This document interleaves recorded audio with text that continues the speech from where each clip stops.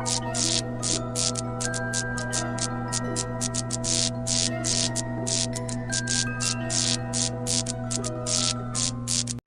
yes, guys, welcome back to another episode of the Ghostoul Podcast. Firstly, before we start, I'd like to thank everybody that's been subscribing, watching the videos, leaving comments, leaving feedback. It is really, really appreciated, and hopefully it continues. Tell all your friends. We're a small podcast, but we're growing, and I thank all the guests that have been on so far and all the guests that are lined up to come and see me.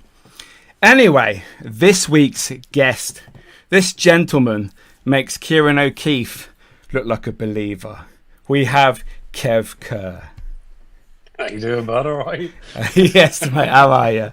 That's got to be one of the best intros I've ever had. Don't tell Ciaran. Bless him. Yeah.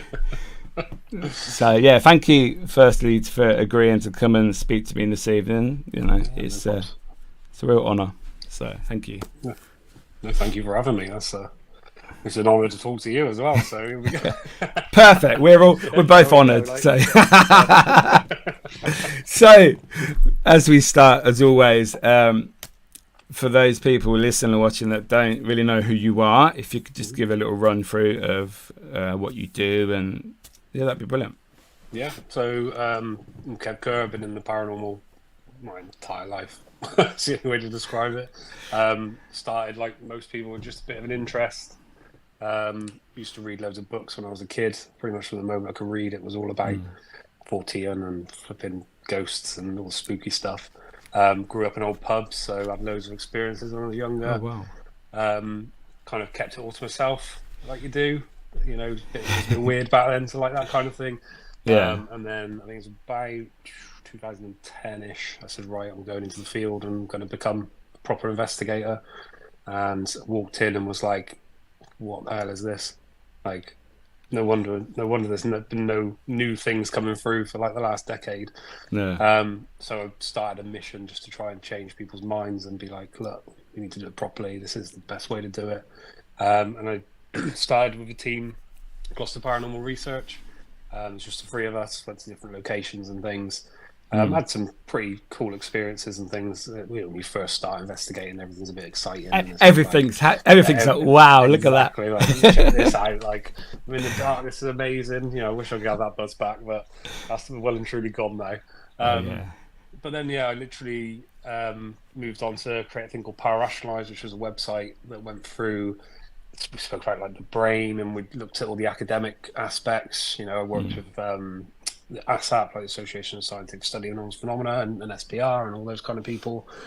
Started doing residential investigations, so trying to look out for those people with like mental health issues, and try and sort of find some evidence, but at the same time try and help those people who weren't necessarily having a paranormal experience, but life wasn't that great. You know, as I found, did that for about 6 years. Wrapped up about 3 years ago. Just got to the point where I was so skeptic that I began to hate the paranormal, and it was like, I need to take a break here. Came back in. I suppose it's been about 2 and a bit years ago now, with a totally different mindset, a bit more open-minded. Just remembering that I love the paranormal and I love all these spooky things and that buzz and that kind of stuff. So I started Kev Kerr Paranormal, which is more of a open-minded investigation type information if anyone wants it. You know, I've got decades in the game, and if people want to learn something, I'm happy to tell them, or I'm happy to learn. So that's where I am now. That sounds good. So you mentioned that obviously you liked reading stories and books and that when you were younger. What age did you actually start? Like you say, you started going out and going into the field. What age were you?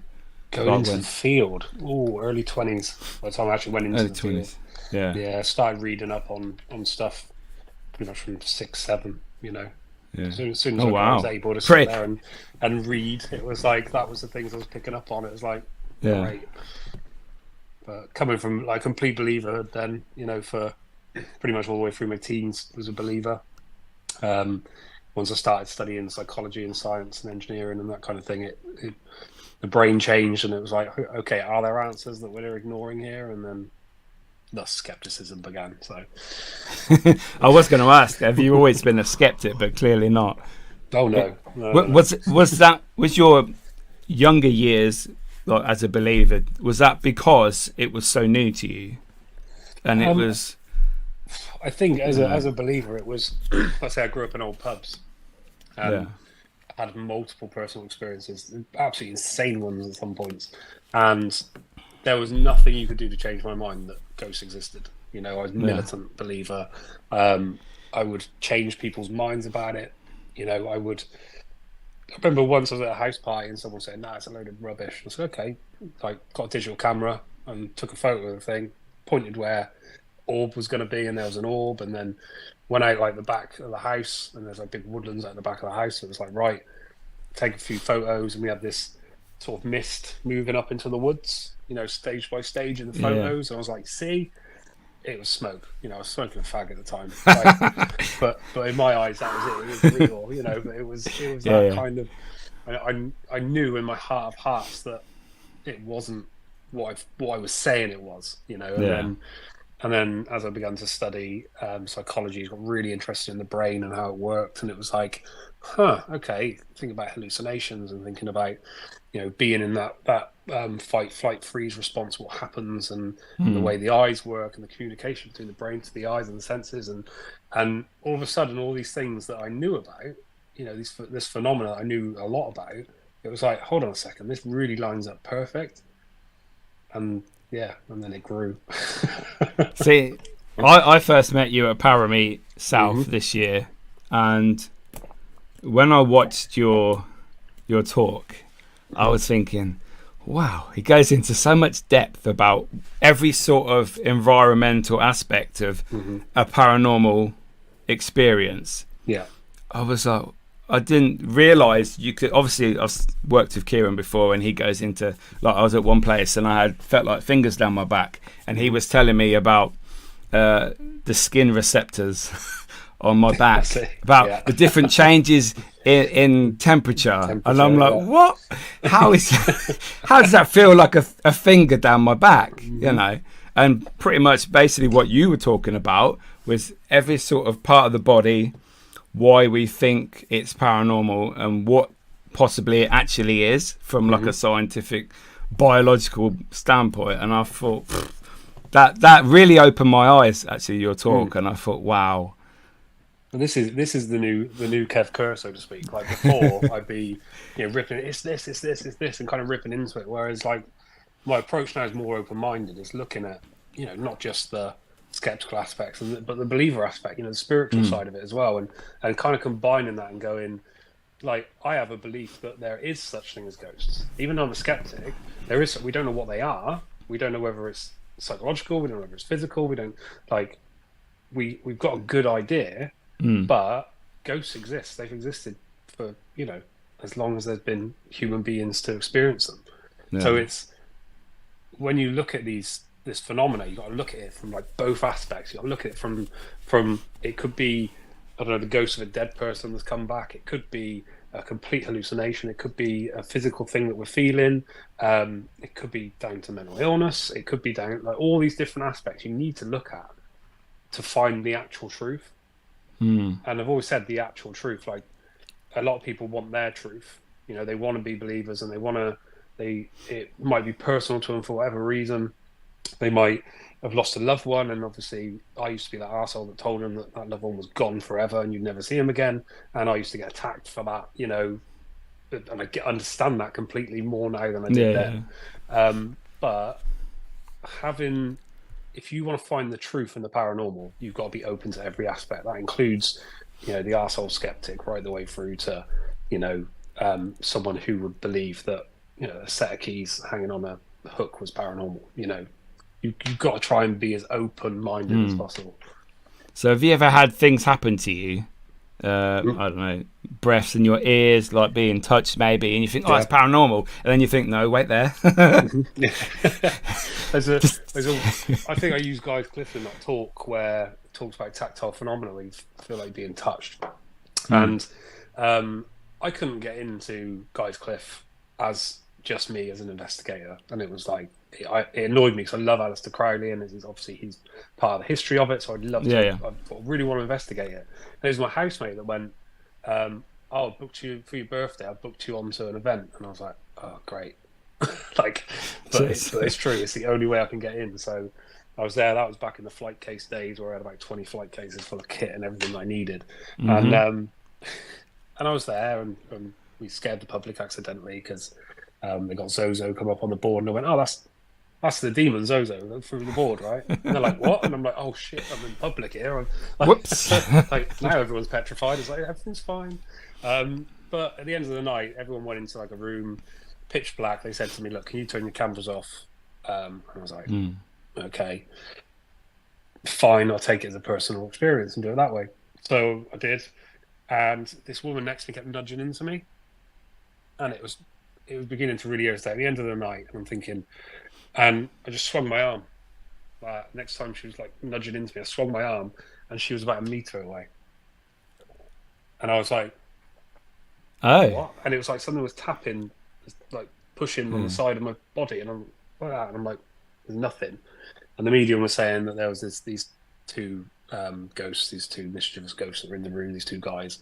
I was like, "Oh, that's really weird." Okay, and that freaks me out a bit because it's pitch black.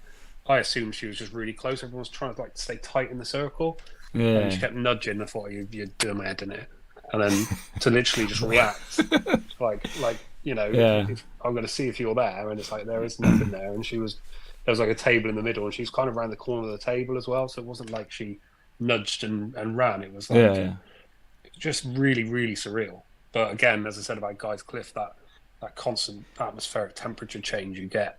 And tactile phenomena is reported there all the time, and it's when you realise that and you go, oh, "Okay, yeah." So I was in that area first, and I was into that one, and it's like that's a logical explanation for what happened. Yeah. But when she wasn't there, I just went. So is that what you put it down to? So you don't think a spirit was touching you? Can't be 100%, but logic says that was what was going on. Does the old Kev? Do you miss the old Kev sometimes? Like, that's a guy. I'm so happy, Oh, literally. One thing I've loved about being back, a bit more refreshed, a bit more sort of open-minded. And since I've been open-minded, I've had more personal experiences like out in the field than I ever have, and it's amazing because I can see it analytically and be logical with it and everything else, but I can have these personal experiences, whereas for a while I didn't have a personal experience at all for years, and it was like even when someone had an experience, it was like that's what that is, and it took all of the fun out of it. It made me miserable doing it. It became less of it's always been a bit more than a hobby, but it's been a lot less interesting, a lot more miserable. That's the only way to describe it. You're just there debunking, and the mindset that you get is just horrendous. You get cynical, really cynical with it. But since I've been back and been a lot more open-minded, some of the things I've experienced have been mind-blowing. I've done obviously the TV show Sunset Supernatural, and what happens on that, it's not released out in the public. I can't wait for it to be because I really want to talk about it. Was a completely mind-blowing experience where a poltergeist was communicating live with cameras, with everything set up in a completely controlled environment, and I'm like, what? And the people who were there just loved the fact that my jaw hit the floor, and then I was able to have a conversation for a good 45 minutes with whoever this was. As far as we knew, it was female. She's known to haunt the location. And you could feel the emotion in the communication as well, which was so surreal. But old me would have, like, as in the real skeptical aspect, would have just been like, right, what's this, what's that? Whereas actually I just sat in it and just experienced it, knowing that I'd put the controls in place. So it's absolutely crazy. Yeah, see, that's quite similar to me. When I first started, I never experienced anything. It was Most Haunted that got me started. Yeah. And one day I took my mate, went to a local cemetery. There you go. It spread from there. And as the years went by, the more investigations I did, I started experiencing more. My hearing adapted better to obviously the locations and wherever we were. And then I started seeing flashes of like spirits, if you call them that. I'm not medium or anything like that, but I think spirits, if they are real, they know your intentions when you go to locations. You know, you get some people that go there, they never get anything because I think their attitude is wrong. But I think if you go there with the right intentions and you do, the more you work with spirit, as it were, investigating regularly, I do think, like you say, you can be more open to it and you do experience more. Yeah. Agreed. And it's one thing that used to get said to me all the time. You know, a lot of mediums will say, you need to be more open-minded. And I'm like, I am open-minded. I think as I am now, I'm more open-minded because I'm open to all aspects of it. Yeah. I'm there in like a respectful way. And I've even had like hardcore skeptics like I was investigating like a location with me, and I can feel their negativity. And that sounds like the strangest thing ever. But you can feel they're in the room, and you can feel as things are beginning to happen. You're like, okay, we had a amazing personal experience in Jamaica. Went to try it again about a couple of months later. It was building like it was before, and then it just disappeared again. But you could feel why, and I think it was down to a person in the room who was skeptically negative. You know, you can be skeptical as in questioning, that's fine, but skeptically negative, like whatever. And it seems to like build and then disappear. And I'm learning more from being open to that and saying, okay, that's fine, than I ever did when I was like, right, okay, so what's the temperature now? What's the like air pressure now? What's like, where are we at? Oh, okay, what's the reading we're going to take? You know, and just kind of being more spiritual, I suppose. So you like, if you experience activity, now you actually focus on that afterwards to think, right, what could that have been, rather than as it's happening at the time you are picking holes in it. So obviously, I would say that's probably a better way. Here's some evidence. Can this be debunked? Can we explain this? Investigators do it all the time. They where they always go wrong is they go, everyone says like baselines, you know, I'm gonna set up baselines. You're like, well, the EMF baselines are pointless. You know, they change and evolve, and it all depends what signal's being received and sent, and you know what's hitting the wiring. It's to try and put a baseline is difficult. It's not easily done unless you are carrying some really expensive equipment that can constantly data log everything. So find the thing that happens. You know, I always say wood chest with stone throwing. Stone throwing and wood chest happens more often than not. Yeah, in the corridor. Yeah, like they've got the corridor. I've had them thrown the main corridor, the back corridor out to the car park. I've had it in the library area. You know, so I'm like, right, that's what I'm going to investigate. I'm not going to go and investigate what the temperature is and all that kind of stuff. I'm going to investigate stone throwing in that area. How do I investigate stone throwing? Okay, and then and then get into the situation. Just be present for the situation. And if it happens, and okay, you manage to catch it on camera, wonderful. If you don't, it doesn't matter, because if you catch it on camera, you've got hordes of people behind you going, you threw a stone, you know, else. You're never going to win. So take it as a personal experience, and then hope you get some data from it, and hope that you get some footage or anything else. So you're only ever going to prove anything to yourself. No. So it's in those situations is go in open-minded, go, right, what do we experience? Okay, I've spoken to multiple different people. They say this room's super haunted. Okay, we can monitor that room and carry on doing whatever we need to do. Or you sat there, you get a disembodied voice in another room, and you're like, oh, that's weird. And then adjust accordingly. Right, no problem. I'm going to set up a EVP recorder, see what we pick up. Or just decide to monitor with a camera and say, right, okay, because your camera's got your thing anyway. Yeah, recording. But we know that's happening, but it is what it is. Don't run for it. Don't just modify what you're doing and be fluid as you're investigating. But just make sure you're always present for it. Yeah. Do you think that organisations like ASSAP and SPR going forward are the way to get involved with investigating anyway? ASSAP and SPR are good for if you want to be a residential investigator. If you want to go into a residential situation, people see it as harmless. It's so fucking dangerous. Is that all they mainly focus on? No. So ASSAP look at a sort of method more where they're just sort of data logging as they go. Okay. It's a bit of a lazy, unentertaining method, which is fine, and some people like it. Yeah. But it's all about data logging. It's all about notepad and pen and times and that kind of stuff. Yeah. But so if there's a constant, regularity, you're there. I've learned from experience, you can be there just at the right moment. And that can be once every 2 years. Just the odd moment where suddenly something happens. Yeah. Wow. But so one night's not going to cut it.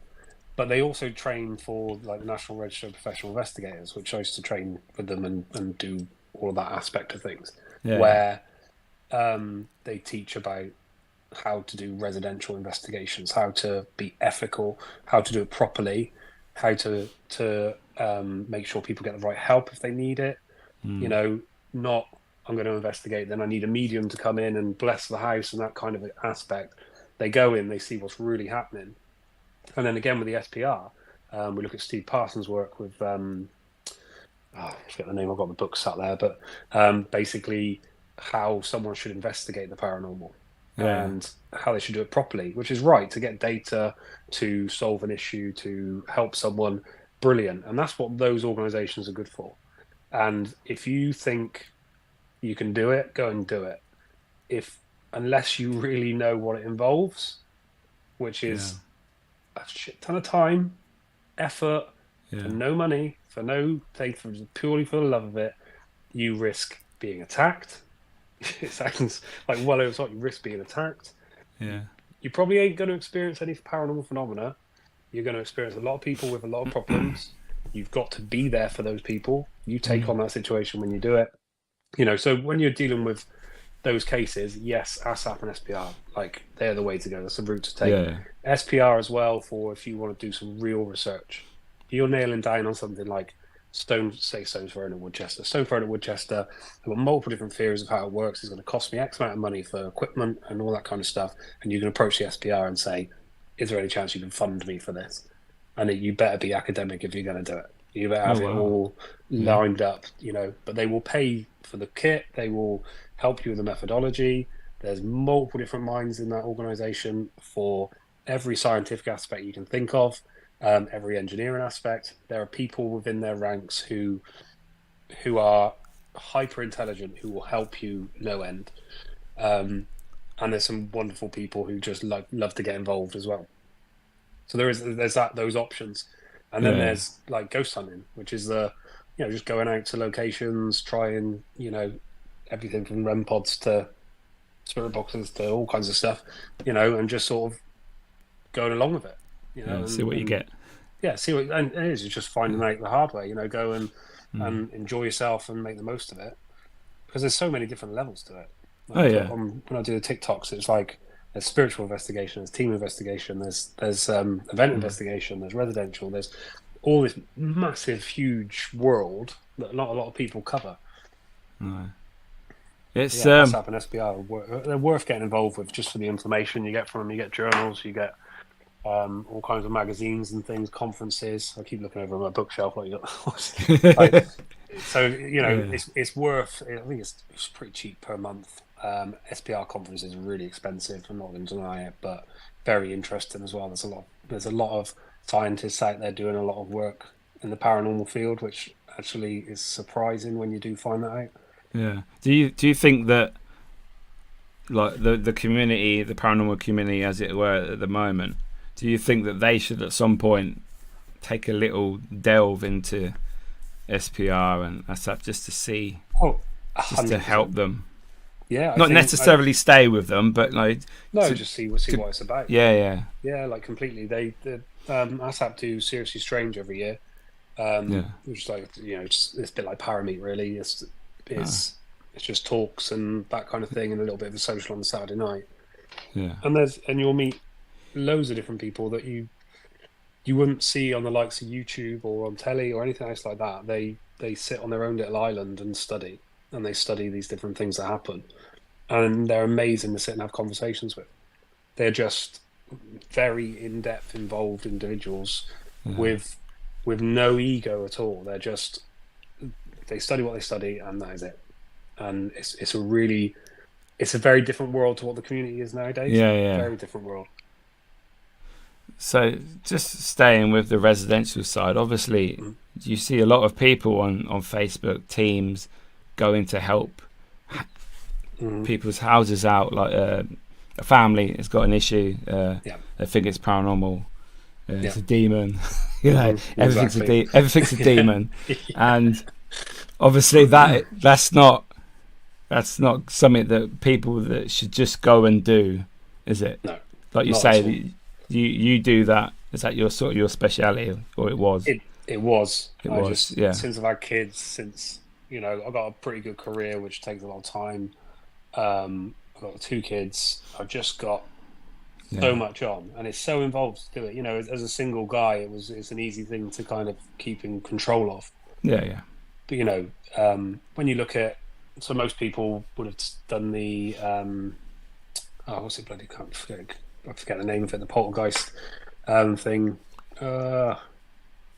Ciaran did it, the podcast one, and it's talking about the investigator was basically staying there, and it was like months and years and years. The Battersea.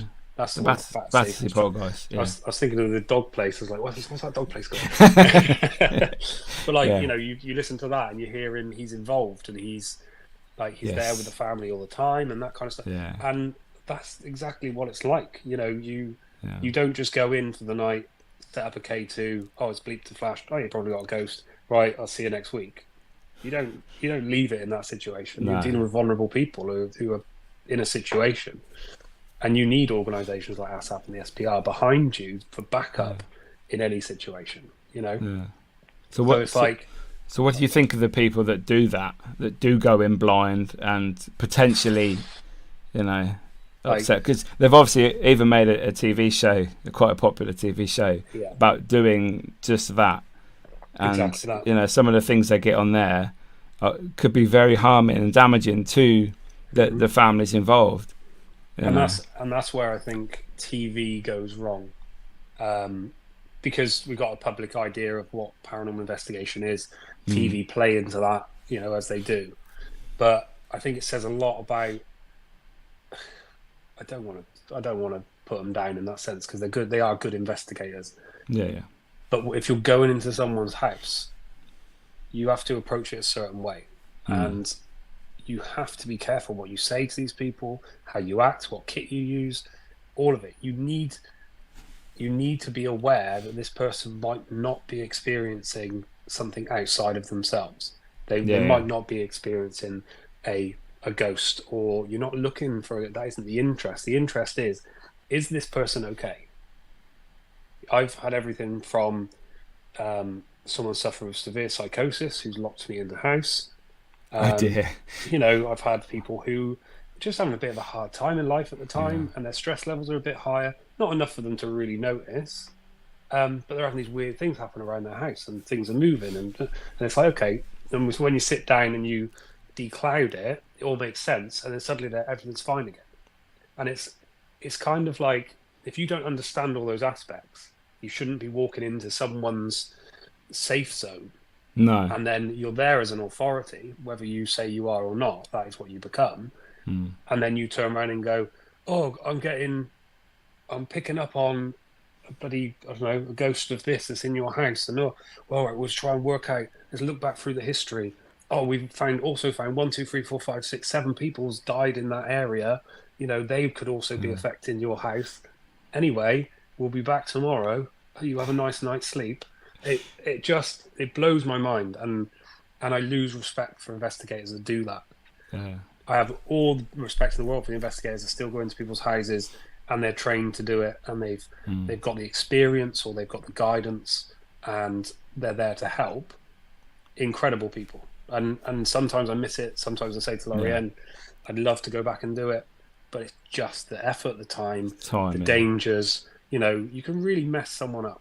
And I remember, trying to remember how long ago it was now. There was a team in America who went into a house, and in front of a 14-year-old girl said, yeah, she's possessed by a demon. It was on the Bible Belt somewhere. I'm going to have to find the link for it. But anyway, we'll go and talk to the church and we'll come back and do an exorcism. This girl is like, what the hell? Yeah, imagine, That's it. Goes out in the shed, covers herself in kerosene and sets herself on fire. She doesn't want a demon in her. She's a deep believer in Christianity and that kind of stuff. So she's thinking, oh my God, it's inside me. I want it out. I need it gone. So she's just covered herself in fire. And that's what people forget when they're explaining these things to people. And they forget the damage they can do and the risk that they take in telling someone exactly what something is. When I got locked in someone's house was because I was a cocky investigator. As far as I was concerned, they were suffering sleep paralysis. They reported being raped on a nightly basis by a demon. I was like, oh, sleep paralysis, that causes that. And I was on the initial interview and I went, sounds to me like sleep paralysis. And they were like, no. And it all kind of kicked off. Turns out she's schizophrenic. So it was like, okay, I should have stopped because I do my initial interview, I go away, I look at everything that's happened, kind of weigh it up. But I didn't because I was cocky and I was arrogant and like, yeah, I know what I'm doing. I've experienced all this before. And told them something completely wrong, which didn't help them, certainly didn't help me, and I completely misdiagnosed what the situation was. It's so dangerous. There's so much more to it than just turning up with REM pods and a K2 and calling out for a ghost to do something. Some people are like, yeah, when you don't do that, they're like, why haven't you got your Ghostbusters car outside? You know, like I want to be cool because I want to. I want you to come in and investigate my house. You have this weird stuff happen. It's so cool. You know, some people like that, but there's a lot of people who experience this stuff that aren't experience a paranormal thing. They experience something that is damaging to their life and their existence and that kind of stuff. And if you make that worse, and then you leave them to it, you're an absolute fucking idiot. Yeah. I mean, many years ago, I did a couple of houses with some other people, and we walked around with the resident, it's a single lady on her own living there, and she was just telling us what she'd seen in the house, different areas, and then we spent, I don't know, 10 hours there from like late evening, late afternoon through till like 4 a.m. Just sitting there with recorders, really. Nothing happened. No. And we spoke to her afterwards and said, look, we didn't find anything. It doesn't seem to be a consistent thing where it's every night at this time, it's a clock, or the wind blows when it's at night time and it bangs, whatever. Yeah. So, you know, we just left it at that. As far as I know, she's fine still. But yeah, we didn't have all the flashy gadgets and anything like that because, like you say, you are in someone's home, you know. But we had like locked off cameras set up in the rooms, but nothing. Yeah. I think we forget sometimes that, like, especially once we've done it for a few years, we kind of think it's quite normal. Like, it becomes like quite a normal thing to do. Yeah. Investigating paranormal is mental. It's a mad thing to do. Like, you know. It's become more popular, but it is one of these where it's like, you do what? And you're like, oh, you must have balls of steel. You're like, kind of. After a while, you just get to a point where you're kind of null to this. You're walking around in a abandoned flipping mansion in the middle of the night, you know, on your own, and you're comfortable, and you're just chatting away, like, oh yeah, anyone here? It's a crazy thing to do. But like, if you try and then do that in a situation with someone who's a member of the public who thinks that ghosts are real, everything's real, like we did when we first stepped through the first investigation, first place we went to, everything was real, and you pull out a box that flashes, and as far as they're aware, that isn't an EMF meter looking for fault currents or anything else. That is a box that is genuinely made that talks to ghosts, and it's going off, which means they don't know if it doesn't usually go off, they don't know if it goes off all the time, they haven't got any information. All they see is ghosty boxes talking. There must be a ghost. And it's like, you know, if you're ever going to use anything like that in a residential situation, or if someone ignores my warning and thinks whatever, just then explain what that does if you know yourself. That's another thing. Know what you're using. But yeah, there's so exactly. many issues. There's so many problems. But it's like, just explain what it is that you're using. That piece of equipment does this. It doesn't necessarily mean there's a ghost or haunting or anything else like that. It can go off for various different means, but it's something we use to measure or something we use to try and communicate. Just explain it as best you can. If you do think you're super cool going into people's houses and doing investigations, just at least try and do better at it. Just make sure that person's okay. So I've always been one to use all the flashy gadgets and the gizmos and that.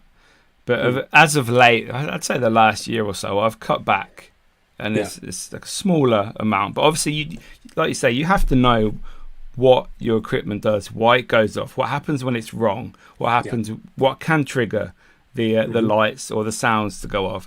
And I don't think you should be using that until you actually know that, because you're obviously going to get lots of false readings. You're going to have false conclusions to areas and what's happening. And I do think it is good sometimes not to use equipment. And when I work with Are You Haunted, Phil and Sarah, they don't use equipment. Yeah. So for me, that's like a break. And it's nice to see both sides. That's my preferred method. Yeah, when you just go in there and say, right, if something happens, then it happens. Yeah. And sometimes I quite like that.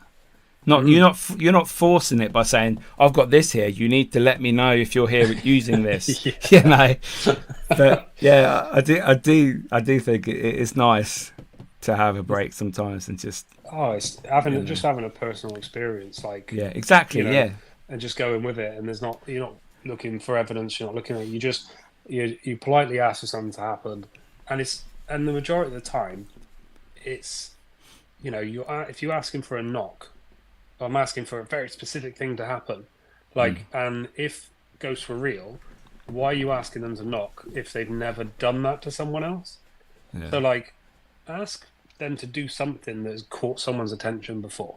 Ask them, if you are talking to the ghost of someone who's passed or a projection of an individual or whatever it is, ask them to do something where someone has noticed them before. That's the easiest way. If you are a ghost, hundreds of people are walking past you every day without even noticing you at all. You're going to notice a difference when someone goes and they look at you or they realise a noise you've made is a thing. So do that. And that's what I like about not having the equipment, is kind of going, you can do whatever you want. Do whatever you like. Just here for that experience. Have the discussion. The ghost could be anything, whether it's elemental, whether it's whatever. It can be all of those things, or it could just be in my mind. But I'm going to be present when that happens. You see that more people have experienced paranormal activity without gadgets, without gizmos, without even realizing. When they're doing something in the house or they're walking through a library or something, they haven't got their equipment out. So most experiences are just when you're doing every normal day-to-day things. Oh, I don't even know how many investigations I've done. Hundreds, probably more. I'm not sure. A lot. So even when I'm looking from a skeptical perspective and I've got my notepad and everything else, I probably would use that maximum of about 3/4 of the time. And then I'd have bleepy flashy time, which is nothing's really happening. Knock yourselves out, use whatever kit you want, just put everything out, it doesn't matter. And in all those times, only twice have I ever known an EMF meter to give accurate answers to a completely a controlled environment, everything. Give these weird answers that are that's perfect. And I'm also thinking about how I'm asking the questions, how often this thing's going off. I'm asking it to stop. I'm asking it to start. And one time at bloody Warmley Clock Tower, we were doing it was a bunch of students who wanted to do a bit of filming about the paranormal. I said, okay, that's fine. And then I sent them up to the top floor with a camera, set up 2 EMF meters and said, just call out, just ask stuff to happen. And then the radio went off and they're like, this thing's going wild. And I was like, oh, okay. So I come up and I was explaining, there's an EMF meter. It's not showing you anything. Yada, yada, yada.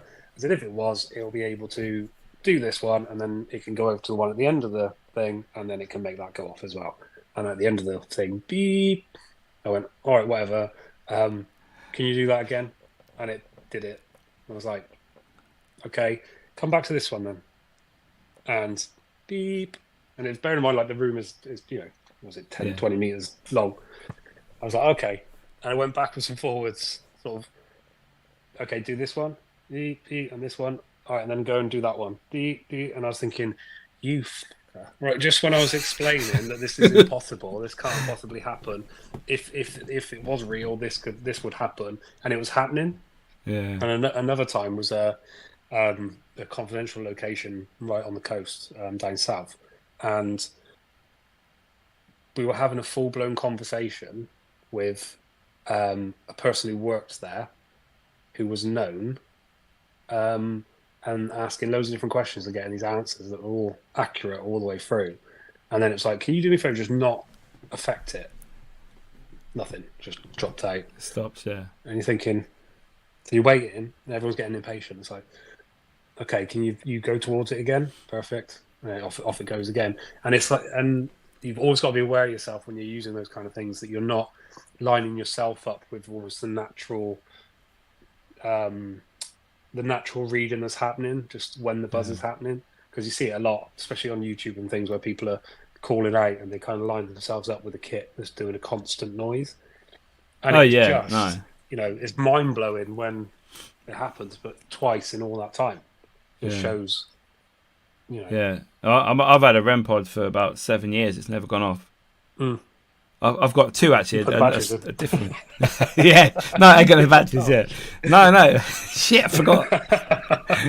But yeah, like I see people's, like I've been on investigations, public events. Their REM pods go off all the time. YouTube videos that go off. Mine never goes off, and I'm happy about that because I don't want my equipment to go off all the time. I want it to be the odd occasion. That'd be lovely. You know, but what I like to have is if I have 2 or 3 bits of equipment that validate each other, they correspond at the same time.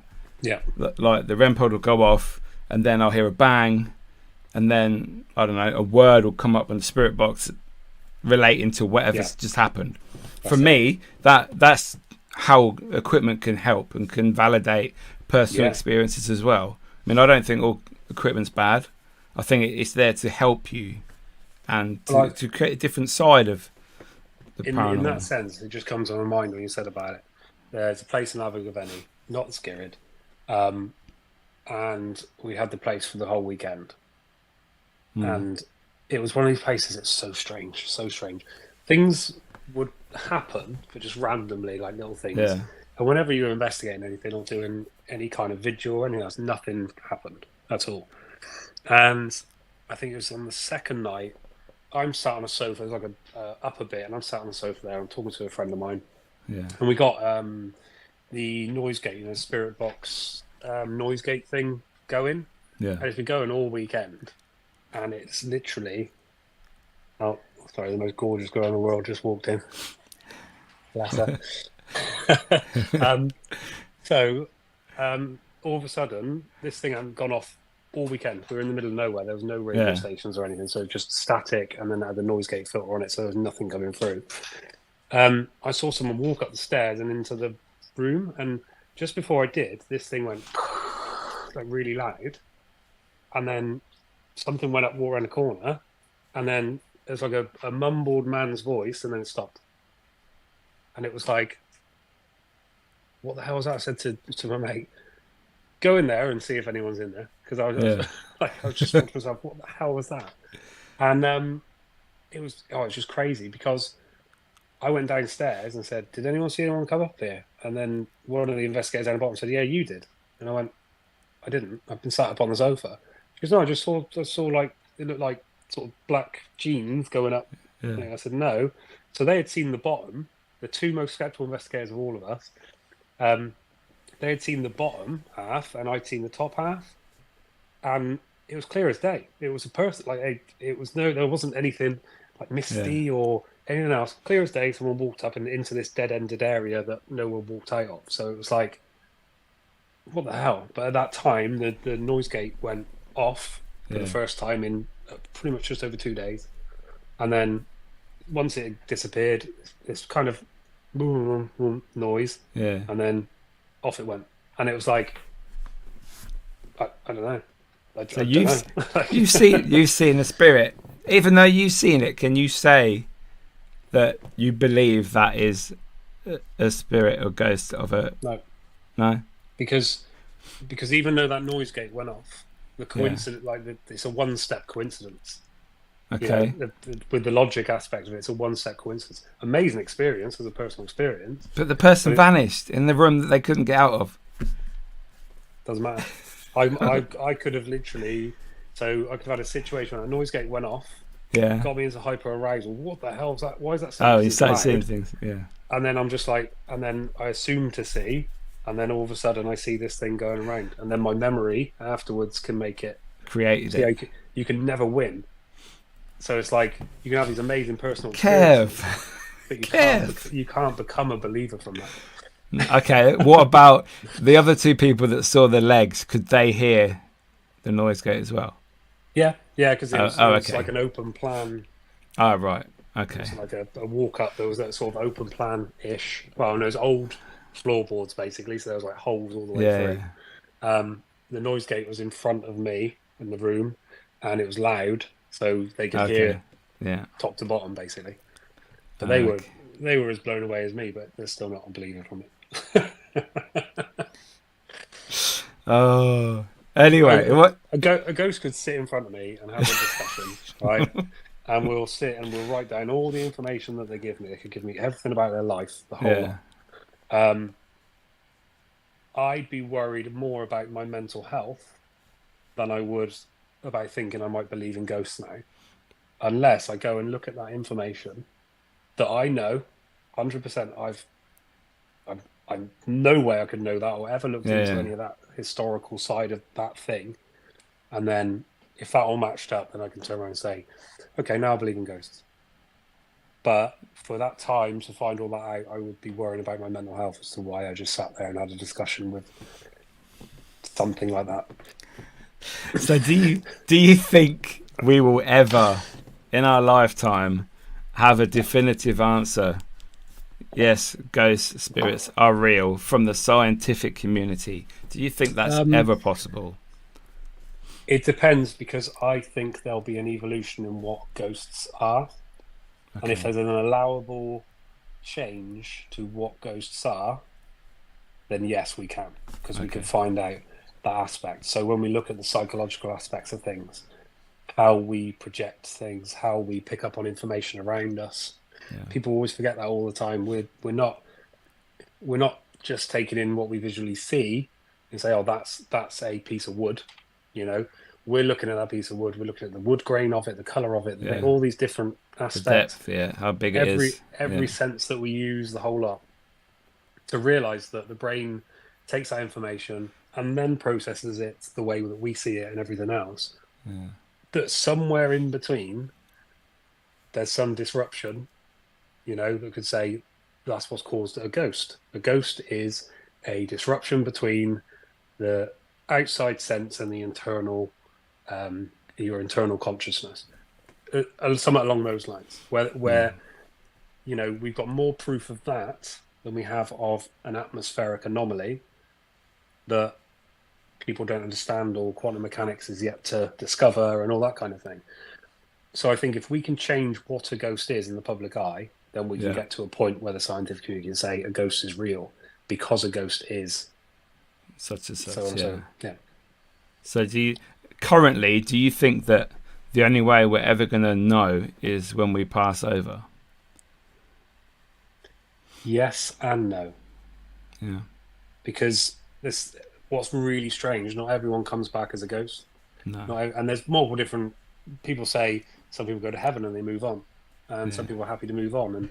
And I know for a fact, if you're religious, SPR, exactly. The SPR has had multiple. Obviously, they're one of the oldest organisations for like psychical research and anything ghosty. Yeah. A lot of their investigators have died. Not one of those have reportedly come back. Now, a lot of celebrities have, if you talk to Huff and all those kind of things, but Yeah. the people who would have the most involvement in coming back and saying, right, I'm on the other side of the fence. To Do help. this, Yeah. this, and this. I do that, but I am coming back to do it. It doesn't, whether I like to say I would or not, there's been multitude after multitude of people who have invested their life's work into the paranormal or psychical research, who would give nothing more in their life, that had passed away to the point, at a point when they had nothing but psychical research, and they had dropped all of their money into it. They've left the SPR, the rest of the money that they got left, and they still didn't bother just to go, I suppose I better go and try and communicate from this side. And that's what we forget. I just had you had an orb fly around your head then. I was wondering if I saw that, and I was just wondering if it was it might on one of the lights or not. Yeah, it's a debunking mode. It'll come up again, I'm sure. It's got a face in it. It's fine. That's it. Yeah, so I can see it. It's happy. Oh dear. Oh, so do you ever work with mediums on investigations? Yeah. So I think they definitely have their place in investigation, as just as much as any kind of meter or anything that you need to take a reading with is there. They do have their place because they can be tested, and they can pick up on the atmosphere that's there. Yeah. So you can almost utilize them to see what that mindset, where people are taking in all that information, whether they say the place is Georgian, what dates they think this building is, that kind of stuff. You can pull a lot of information from them that is not just the information of a ghost. Yeah. Because their brains, this is my kind of theory of it, their brains work very differently to someone who hasn't experienced trauma or hasn't experienced something where they need to be in hyperarousal most of their life. That they have the ability to pick up on all the emotional changes and responses. They're the perfect tool to say, okay, how are you feeling now? What do you think about that? Yeah. And it's more of a psychological level. And at the same time, you can find information from them. There's no telling if they got it there beforehand. It doesn't matter if you blindfold them and take them to a location. Most people know most locations in the paranormal, especially if you're a medium. It is what it is. But I think they have their place. I never, as I've said on my TikTok videos before, I would never go on a spiritually led investigation at all. I don't think I think it's ridiculous to try and do that. I don't think you're not going to get anything from it. It can be entertaining, but it is what it is. At the same time, I've had mediums that come out with stuff, and I'm like, how the fucking hell did you know that? Yeah. And it's like, I know everything about cold reading. I know how they're going to hot read, and I know all these different things, but I wasn't expecting to be here, and they didn't know I was going to be there. Yeah. Unless they've done a lot of work beforehand, I don't see how my social media has mentioned these things. I've had some really surreal situations with mediums, and I got a lot of respect for them as well. Most skeptics kind of poo-poo them and don't even give them a chance or whatever. They're all charlatans, but they're not. Some of them have some real interesting viewpoints and real interesting ways of looking at things, and I think you've got to use them as a tool. But I wouldn't ever let a medium lead. That's no offense to any of my medium friends or anyone else, but I wouldn't let them lead an investigation, because for that exact reason, the way their brain works. So do you think they are actually talking to ghosts? No. Or spirits? No. So I think it's even if say I don't know, your grandma, for example, she's telling this certain medium you're talking to, and he doesn't know your grandma, doesn't know anything. He's getting every single thing correct about your grandma, what she did on a Friday morning at 10 a.m. Yeah. Would you still not? You would still try and figure out how you knowing this information. You wouldn't think it was your grandma. No, I wouldn't. In the moment, I would. Yeah. In the moment, I'd be asking those questions and trying to find all that out. But I will always have that critical thinking aspect. Yes, where you have. It's good to have that. How did you? Yeah, it's like it's a healthy thing to do. I'd always be like, how could they have known that? And who could they have spoken to? And I'm probably going to speak to those people that wouldn't have known that and been like, has anyone ever contacted you about this? Or did they have a friend that was like this? Or, all that kind of stuff. Yeah. But it wouldn't give me 100%. It'll be the choice between a tri-field meter and a K2. It'll be, actually, that person's a whole lot better, than that person who gave me this. So it's like, they're now my tri-field, they're my better tool to use. Actually, I want to investigate with you because you're picking up on some really cool stuff. But it wouldn't make me go, that's 100% what they're doing. No. Because we do forget, and we do forget when it comes to cold reading, how Darren Brown is amazing at it, and he does it to that point where people believe he is a spiritual medium that is pretending not to be, because he's like, I'm not. I'm just saying there's a method to this. And it really is. It's so easy to do. And I've done it to people where I've sat there and gone, I'll give you a reading if you want. You're this, you're that. Da, da, da, da. I bet before you left, you were like this. Da, da. They're like, what? How do you know? Right? It's your personality type, your age, the way you're dressed, the way you hold yourself, the way you talk to people. You're telling me a million things about yourself, whether you're shy, whether you're all of a sudden really over-the-top confident, which actually means inside you're not. And I can hit that. And we've got to be so careful of those things when we're having readings from mediums. And some people don't know they're doing it. Some people know they're doing it, and they are assholes, and they should just give up because they're being just horrendous. Yeah, that's true. It's true though. Do you, sort of following on from that, do you have any, or do you think any paranormal hauntings or locations or stories are fake? Do you have any that spring to mind? You think there's no way that could be real? So how do you mean? As in like what they put out in the public as what's happened there? And like the Enfield haunting or East Drive, places, the Hostel, places like that. Well, so Enfield, for example, or that you've worked on or anything. Yeah. So I've sat with Guy and Guy Line Playfair, and I've gone. Oh wow! Tell me, like, let's have the honest truth of it.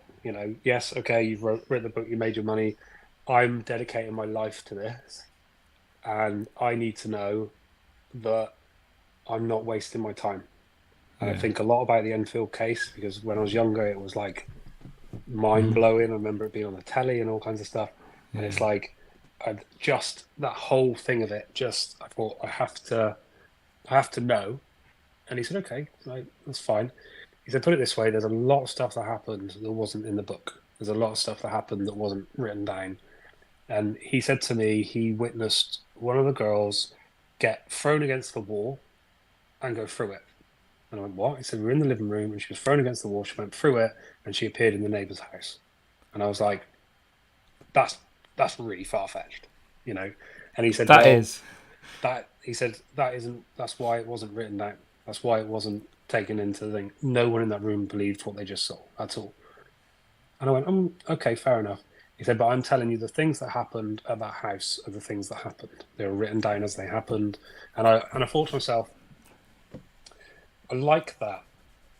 It was just me and him talking. It wasn't like people were around or I was challenging him in public. Yeah. I was telling him as a budding investigator that I'm about to give my life and time to psychical research, and one of the biggest things that have made me push further into it was the Enfield case, which was his case, and I needed to know that whether it was a fabrication or just elaborated onto a fabrication thing, and he gave me something that was more than elaboration. It was like, oh no, there's more that happened, so much more that just we didn't put in the book or didn't write down, or as investigators we're just literally like, if we say this happened, the case would basically be a farce, or would look like a farce. Yeah, it would be too far-fetched.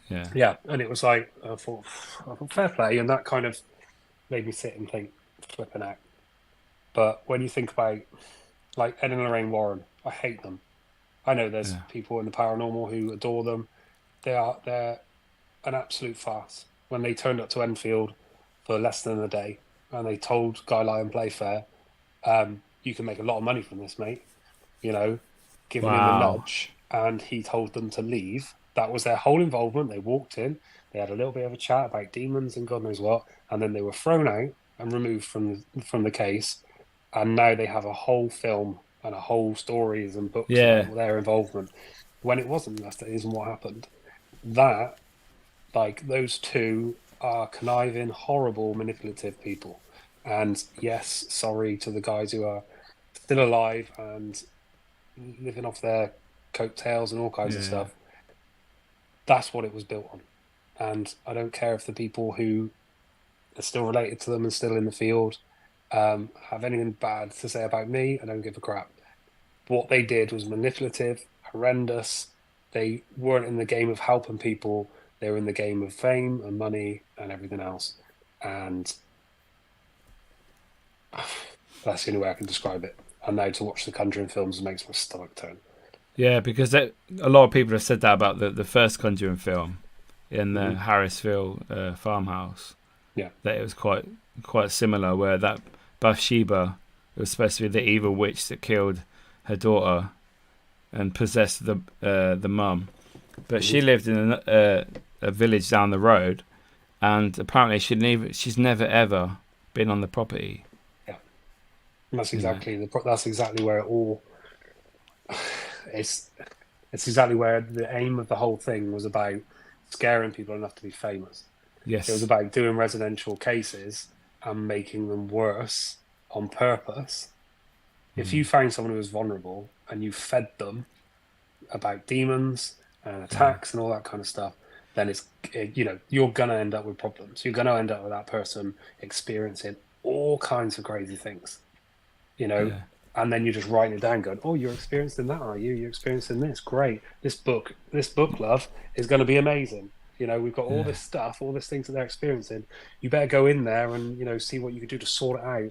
And then it's like, usually when we do this, things get worse and danger, and then more stuff to write down, more stuff. Hey, we got a book out of it in a time when books about the paranormal and ghosts and things, there wasn't loads of people writing them. You could make a fortune if you sold them right, and that's the game that they played. Well, if you look at all of their famous cases, anyway, Amityville, the bloke was possessed, killed all his family. Obviously, the Conjuring House with the mum. The Devil Made Me Do It with Arnie Johnson case. Yeah. The Conjuring 2 with a demon for the film. Because apparently Lorraine did work on that film, apparently, while she was still alive. Yeah. She was an advisor, as it were. But yeah, same as Zach. Everything's a demon in Ghost Adventures for the last 3 series. Yeah. Everything's a demon.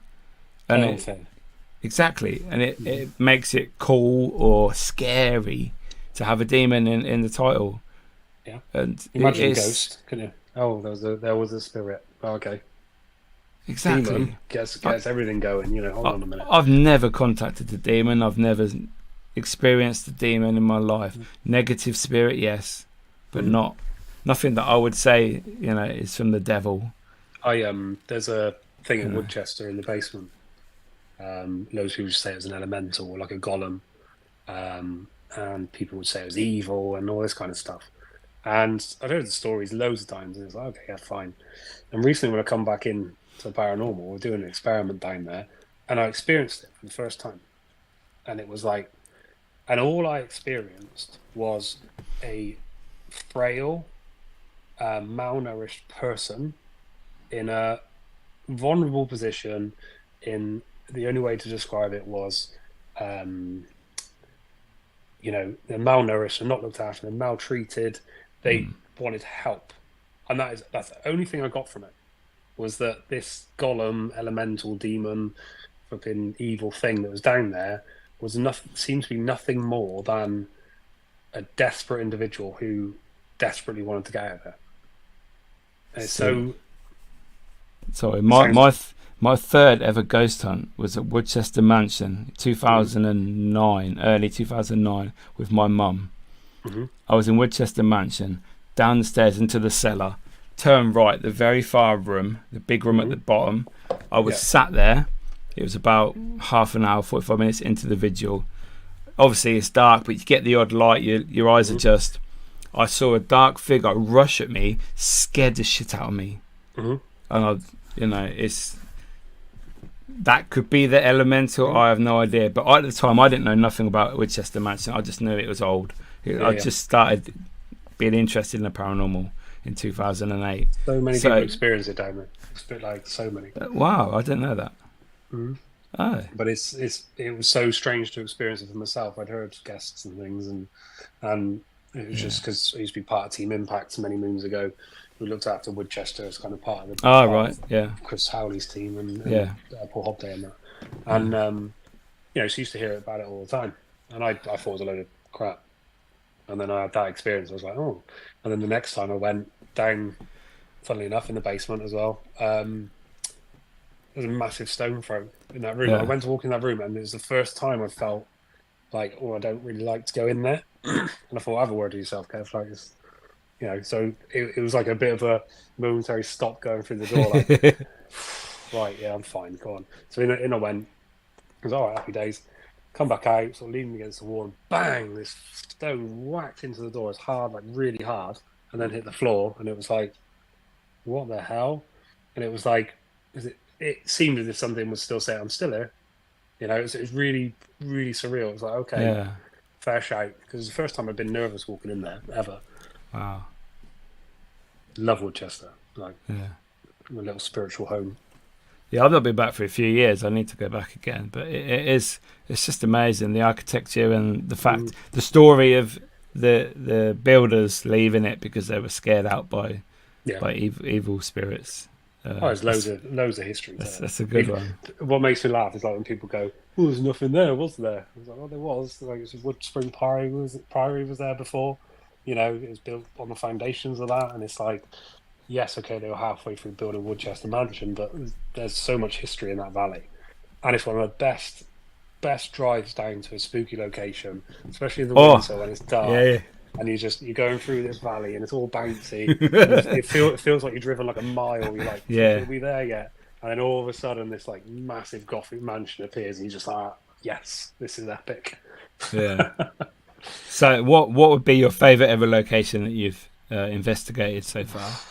So far, Woodchester's amazing. There's no doubt about it. I'm just trying to think. Jamaica Inn is epic. You have to do it loads. Yeah, that's the only way. Some nights it's a bit like Woodchester. Some nights nothing at all. Other nights just really interesting, really heavy phenomena. I'd say Jamaica Inn. Just to go against Woodchester, but definitely Jamaica Inn.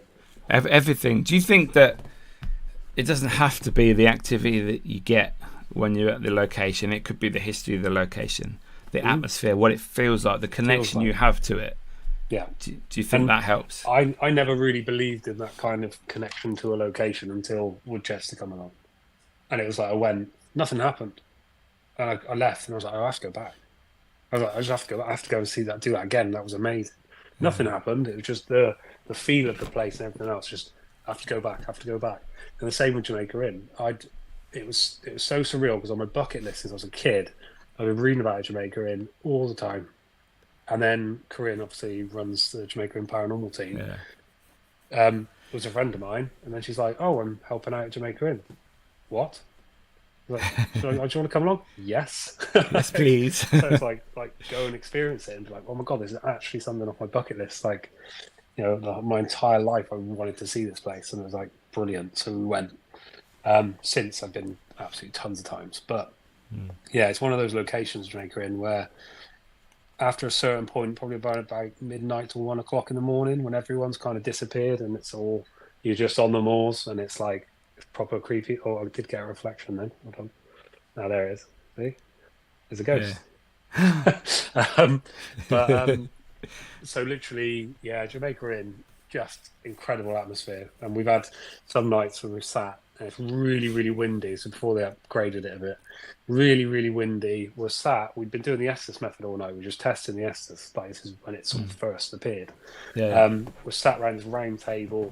Above us is the cartwheel with the candles on. Yeah. And we've got a round table all sat around it. and the wind's howling through the restaurant underneath all the gaps in the doors and everything, and moving chairs. So like, Oh got to a wow. point where it's like, and doors will be moving and flapping, Yeah. and it was just such an amazing, creepy atmosphere. Whether anything was a ghost, possibly not. It was like the wind was really coming through there, but it just gave it this real film creepy like atmosphere. The only light was these ones from this cartwheel above our heads. Everything else was dark, and all these chairs are just going like moving around. It was just love the place. Yeah, it is an amazing place. The fact I love it because I'm Cornish, or my family Cornish anyway. So for me, I always used to go down there on the way to see my nan and granddad and that. And it is such an epic place. It's so old, the history, and it just looks right, doesn't it? And I love the fact that they haven't obviously got the new wing, which is like modernised, and you got the side wing, which is a bit hotel more modern. rooms. Yeah, but the main part, they've kind of kept it pretty cool looking and pretty like original. Obviously, they've upgraded amenities and that kind of stuff, but it's still got that vibe. And it's one of those places where, let's say, if you're sat in the main bar at 1 o'clock in the morning and you got the fireplace on, it's just lush. Like describe it. It's there's no other word. No, yeah. So you mentioned earlier on about a particular Somerset project you are involved in. Mm-hmm. Are you allowed to talk about that? To a point. So we've been able to do certain details. Yeah, so we've filmed a pilot. The pilot's been out to different companies. There was a big meeting today, I believe. I haven't heard anything back yet. But basically, the whole premise is going back to the basics. Yeah. It isn't about jump scares. It isn't about creepiness. It's about going in and investigating the paranormal in different forms, from mediums to investigators with gadgets to investigators that just go in, like me, who's a bit boring in a notepad and pen. All that kind of aspect in different locations around Somerset. Yeah. And then the plan is that that's series 1. And then it's, it won't just be Somerset Supernatural, it'll be Gloucestershire Supernatural. And so we can go to these different epic locations and use different investigators and techniques and that kind of stuff. But the luck. So John Shackleton, who filmed it and made it and put it together, I've worked with him on a couple of projects before. He was lucky. That's the only way to describe it. Like, he went to Shepton Mallet. He went to Walton Castle. Shepton Mallet, Walton Castle. Bath Theatrical Dress Shop. It's the old one that the films use. All these kind of places. And each location, they got something. And it wasn't something like, all right, we're going to throw a stone in this scene. He's a documentary filmmaker. He will film around whatever's happening. Yeah. He's not there to make something happen. And even when what happened to me and the real big personal experience, at the end he went, "Was that it?" And I'm like, "You're fucking kidding me, right?" Like, my whole paranormal career, I've waited for that moment. And he's like, "Oh, well, I thought like the candles would do something." And I was like, "Nope, this is as good as it gets." So it's like this real honest. Really honest guy who's making it, a real honest people who are in it, and it's kind of like just trying to get it paid for, basically. Yeah. So, but as much information as I can give is, there seems to be some good news on the horizon, but we shall see. Yeah. But I'm really looking forward to it, even if I'm not in it, even if I'm not involved anymore in the project. I'm really looking forward to what he does, because he films all kinds of different things like Channel 4 and honest documentaries type thing. Yeah. So all he wants to do is film it happening. These investigators doing what they do, how they do it, the buildings that they're doing it in and all this kind of stuff, and just allowing it to be natural. He turns around, he's like, "Oh, so what are you doing?" You go, "I'm going to do this, this, this, and this." Okay, yeah, cool. And he'll just position himself with his team, in a situation and go, "Can you just explain what you're doing?" So we've got someone on camera. Yeah, no problem. We're doing this, this, this, this, and this. Yeah. And you just do it. And then he'll go back and he'll edit it and put it all so it all looks nice. And it's like, that's exactly what happened. Instead of wait a second, there's someone's put a voice over the top of that, or No. oh, that wasn't flying around the room, or that kind of thing. Just really honest, and it's nice to see someone with some integrity making something paranormally like that. And yeah, I really hope it kicks off, because it is a big breath of fresh air. Yeah, I do hear that you had a particular experience on that show that blew your mind. Yeah, that's the only way. Like Corinne and that lot, Corinne and Rachel were there. I've been investigating with them, say from day dot, a couple of years in, and they were like, "See," and my face. Fair play to John, who was filming. He got my face the moment it happened. He got it perfectly framed. Just this moment of like, what? Knowing that something in the room impossible was happening in a controlled environment, knowing that I had been involved in those controls, and I knew 100% that nothing was set up, and there was no physical way any of that was happening, and it was just like, I don't know. And he even interviewed me afterwards, and I said, and for 2 weeks I pulled the raw footage. I wanted the audio. I saw all the audio waves. Audio waves were all lining up with poltergeist activity, and I'm like, stop lining up, like, every time, because I have to follow this. I have to look at this, and if it's all lining up, I have to follow what those answers are, because that is it. I want to find the truth as it is.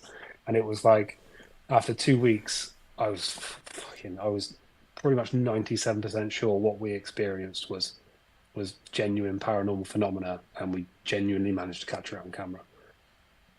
And like I say, for him, that was amazingly lucky. And then the stuff that happened at Shepton Mallet was exceptionally lucky as well. I won't go too much into it, but it was like, like, fair play. He came in with an idea of maybe a way to investigate, and we were like, yeah, no, see your logic.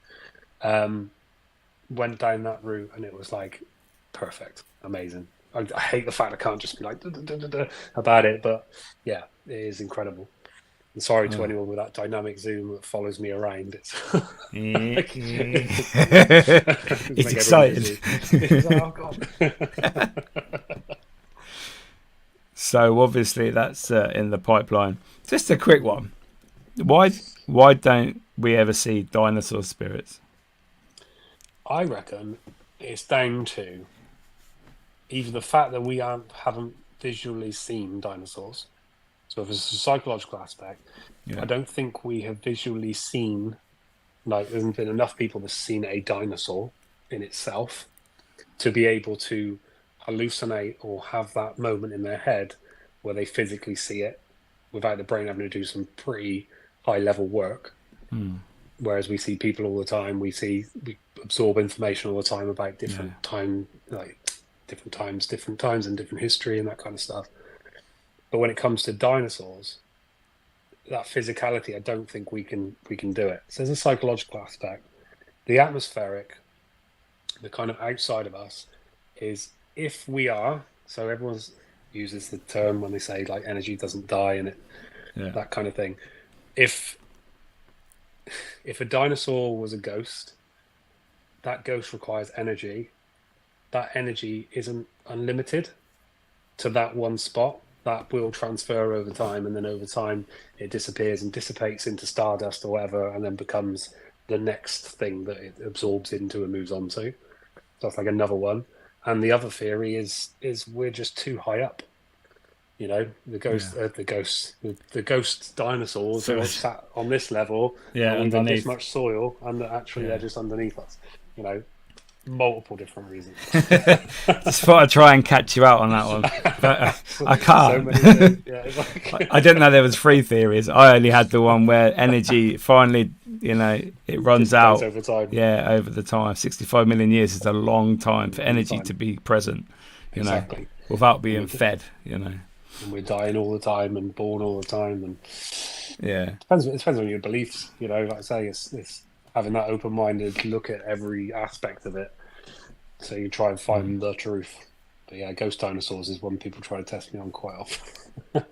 Usually like friends who are like, "Oh, you're a paranormal investigator? Yeah. Why do you explain this then?" It's like, okay, Go on. So before you go out, do you have a pre-investigation ritual that you have to go through, whether it be in your skeptical side or your believer side? Was there something particular you had to do? What I don't do is usually about a week or 2 weeks before, I try not to watch any horror films or anything like that. Like, and it's only because whether you like it or not, you absorb that aspect of it, and then you it's so much easier to fall into hyper arousal while you're investigating. Yeah. So I'd be like, oh, you know, stuff like zombies and all that, nothing. But when it comes to like watching a ghost horror film, something that you can connect those dots really easily. But yeah, I never do any protection stuff. Never do any meditation, although that is quite a cool thing to look into, of what difference that makes to do meditation, then investigate and open up and all that kind of stuff. They say that could help, just to sort of go, okay, let's see what happens. I have done one like that before with someone else, where they were my guinea pig, bless them, and we had a very odd experience, but go into that another time. And then I think that's it really, and just trying to make sure that my mindset's right going in. You know, just say like you got a midweek night investigation, you've been at work all day, you've had to quickly smash something into your face, have some food, and then jump in the car, drive 2 hours, get to the investigate till 2 a.m. or whatever. You know you're driving home. It's tired. It's not the right mindset to be there, and you're gonna have some mad experiences, or you're gonna not be on it when something does happen. And so for me, it's just trying to get that rest beforehand and clear your mind, get some rest, and then just be awake and ready to roll when you get in there. That's a good one. A lot of people just say they go down the pub. so I really like you're really on that level. I like that. You're definitely right. I'm ready. I just have a hatred for drinking before drink before. Definitely. Like, what are you doing? No, it's like, you do what you want.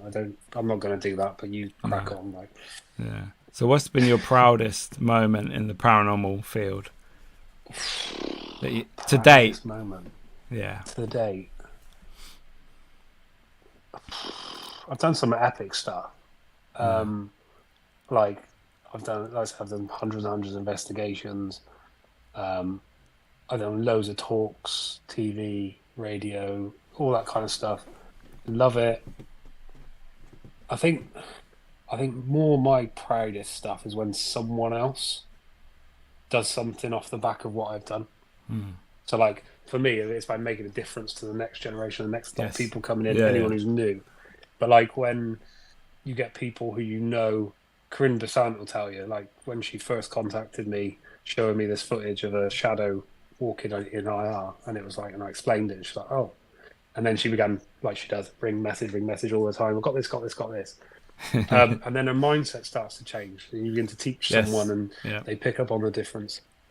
What would have been one of my proudest was, so I was a co-founder of the UK Paranormal Society, which is a charity that was initially set up to help investigators be proper investigators and help locations and all that kind of stuff.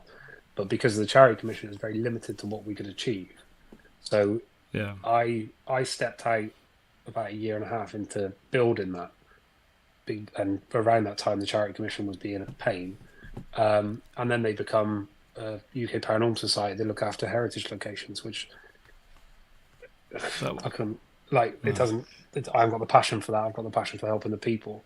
That would have been a massively proud moment to get that over the line and have a charity that looked after investigators and individuals who suffer from paranormal phenomena and that kind of stuff. Just would have been absolutely amazing, and it guts me to this day that it's not what it is now. But yeah, I think more it's about the people. I'm really proud when I see that my input has affected the way that someone investigates.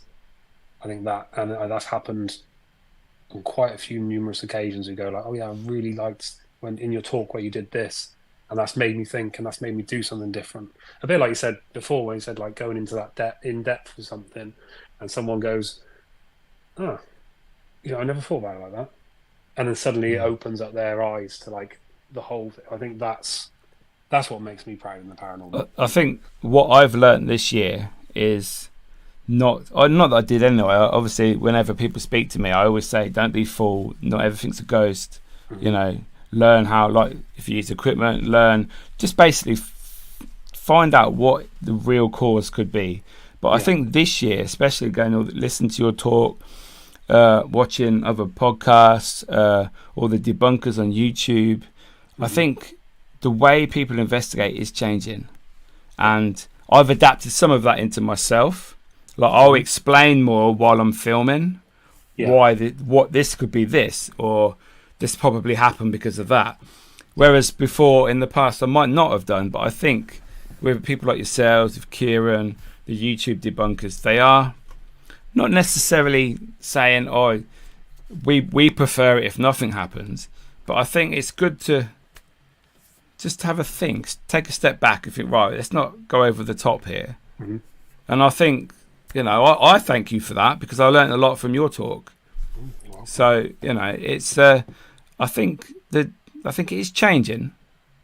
Yeah, and I think there's a weird evolution to it from, you know, like you say, with Most Haunted, bringing in loads of people, mostly believers, and flooding the the industry, but like flooding the field with like people who are like ghost, and it was kind of this like panic of wait, we've been doing loads of work in the background here, and like look at it, and be like, no, it's a ghost, it's a ghost.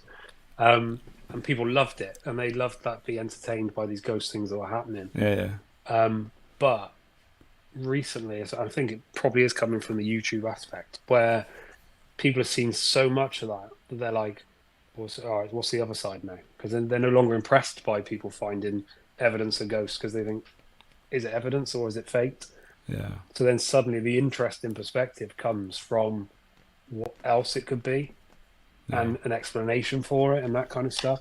And I've said to many people over the years, that's really where it needs to be looking. If you're going to do a TV show, if you're going to be doing a thing, you can have those things happen, but you need a Ciaran O'Keeffe-esque side of it that says, well, actually, there's this really interesting thing that the brain does, or, well, actually, if we think about carbon monoxide, like very light carbon monoxide poisoning, or black mold, or this is what effect it has on the brain, and this is what could happen to someone. So this sounds like, you know, people seem to be wanting that more.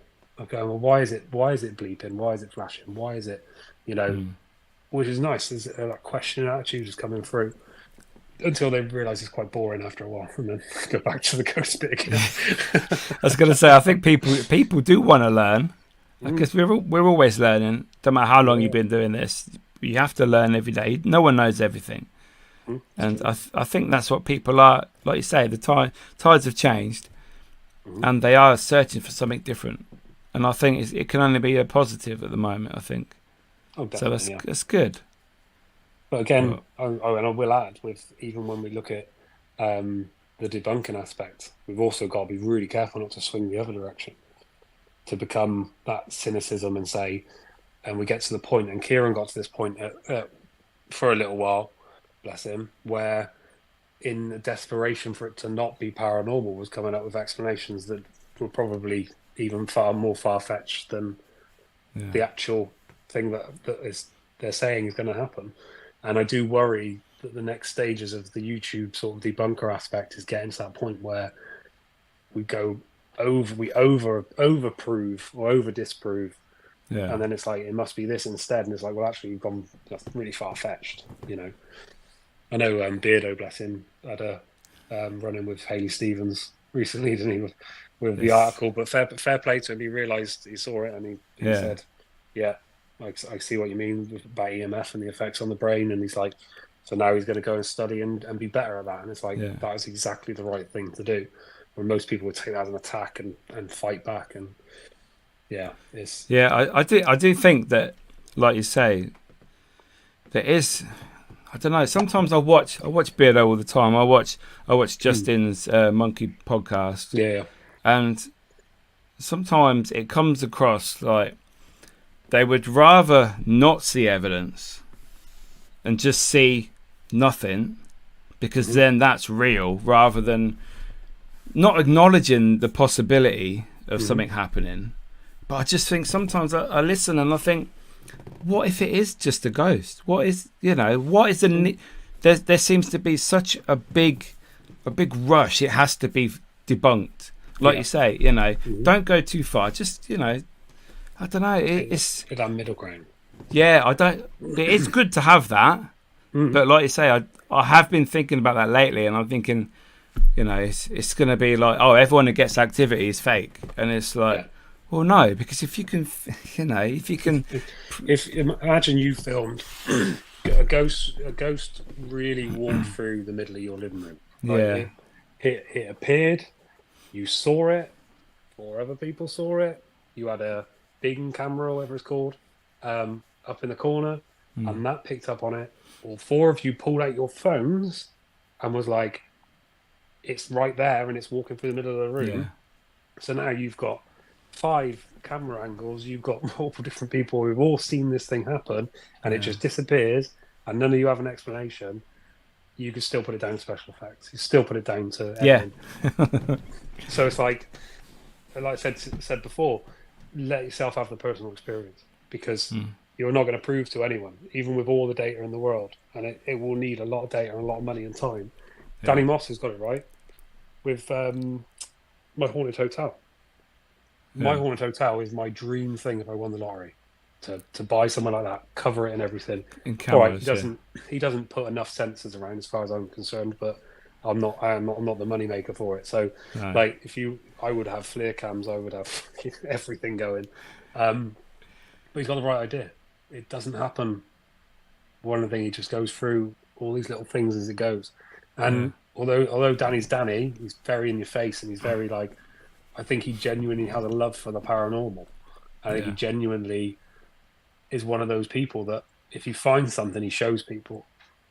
And a lot of people sort of rip him apart and go, "Ah, fucking fake," all this kind of stuff. But genuinely, a lot of stuff he comes out with, it isn't that phenomenal. It's not like almost the work he puts in to show it isn't really worth it.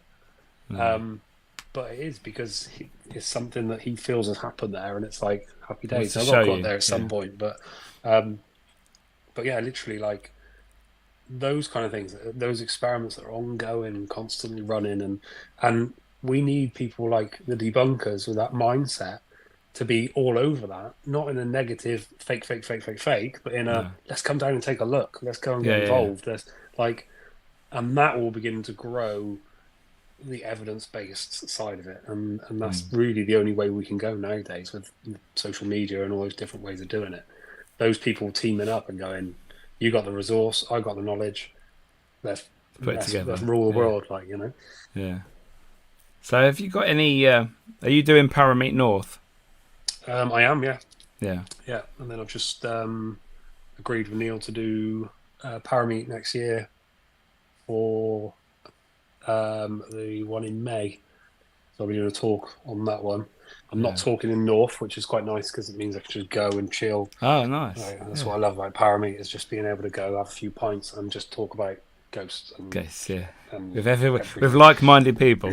Exactly. And even unlike-minded people. The best part about it, and one thing I loved, was like, you got people who can talk about, you got like Kate Ray, and she can talk about the Fae and everything else. You have a massive in-depth conversation about it, non-judgmentally, backwards and forwards. Doesn't matter who you are, you can talk openly about, and everyone's just flexible and loves it. It's just epic, absolutely epic. See, one of the ones that I watched at the South was Liz Cormel, when she was chatting about fairies. Yeah. Now, I had her on the show the other week, and I said to her before your show, I was thinking, okay, fairies, really? Just my opinion. I sat there watching it, and I was fascinated. Yeah. I was like, oh my God, So it is refreshing to see things from a different perspective. Yeah. And learn things. I mean, I know nothing about fairies. I mean, I suppose if you can have a ghost, why can't you have a fairy? Why can't you have Bigfoot, aliens, gnomes? Why can't you have these things? I've done years studying demonology, angelology, all kinds of other stuff. Yeah. I don't see them as any different than ghosts in that sense, because it's just more of a layer. Same with the Fae, with gnomes, with flipping mermaids and all that kind of stuff. Yeah. Like those experiences and those things, if one can be there, so can the others. Yeah. True open-mindedness. It is definitely. So I've got a couple of questions left for you, Kev. I know we've been chatting for a long time. So, bucket list location. We can go there in an hour, anywhere in the world, for as long as you want. Where are we going? Suicide Woods in Japan. Suicide Forest. I know. Yeah. I don't agree with outdoor investigation because for me it's just messy. Too much stuff happening. Could be too many explanations. But if I was going to investigate anywhere that I know would freak me out, it would be the Suicide Woods in Japan. I can't remember the name of it. Huchigawa or something, isn't it? Yeah. Under Mount Fuji, isn't it? Yeah. But then it's at the same time, like things like the Island of the Dolls in Mexico, all those kind of like that's mine. Out there kind of places. I'd love to be sat there and get dropped off on a boat and be like, crack on then.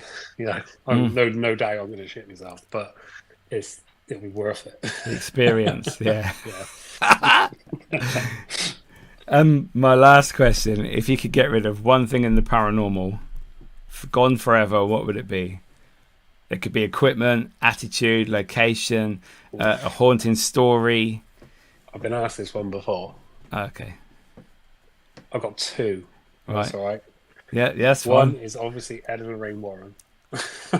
Ooh, controversial. I like it. Just wiping off the face of the paranormal. That Bagans can even stay if they can go. Like, that's how...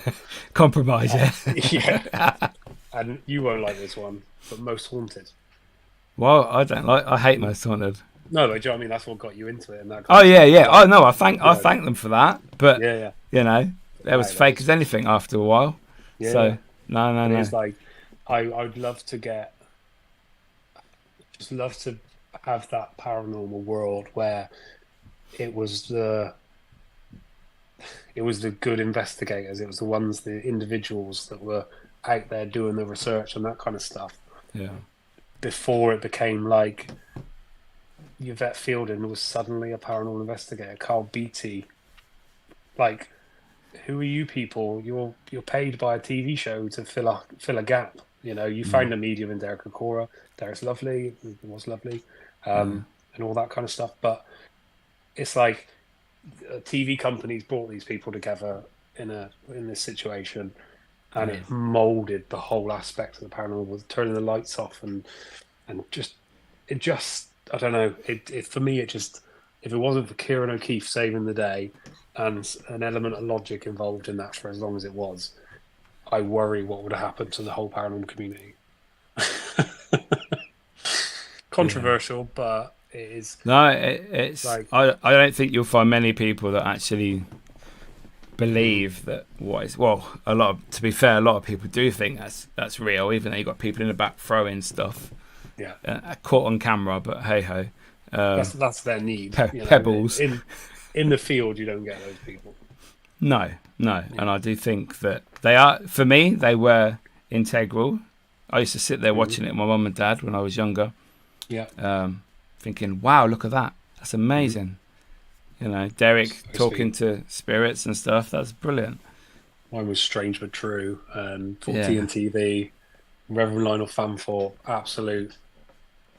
Like, the first time weirdly enough, I watched him, and then I was at a funeral with an ex-partner's grandma that passed away, and he was the vicar, and I was like, holy, I'm in the middle of this funeral thing, and I'm like, what? Like, starstruck.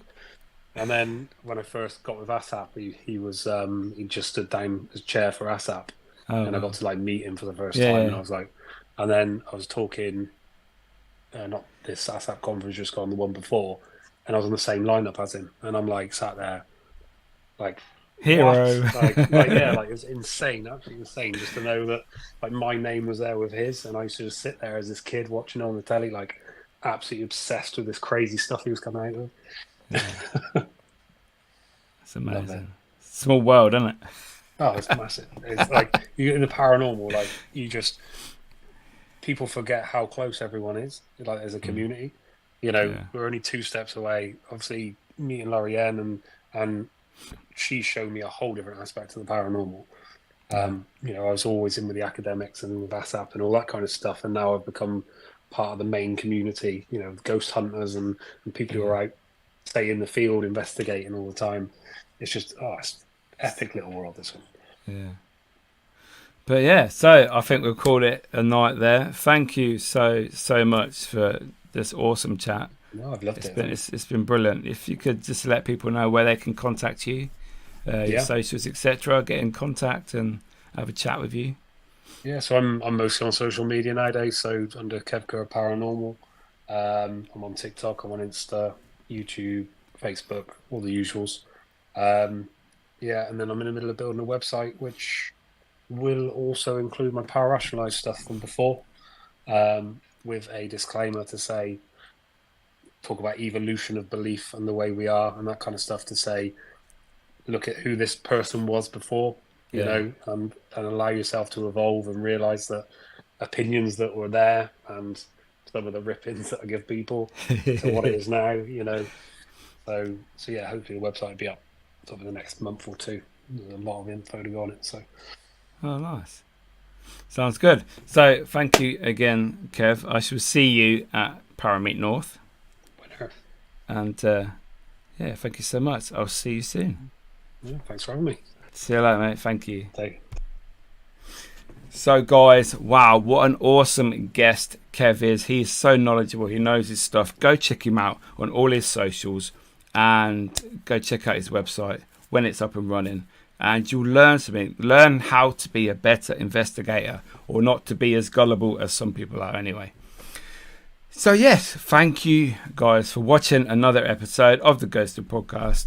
As I said before, really appreciate your feedback. Subscribe to the channel, like the Instagram page, and I will see you next week with another awesome guest. See you later.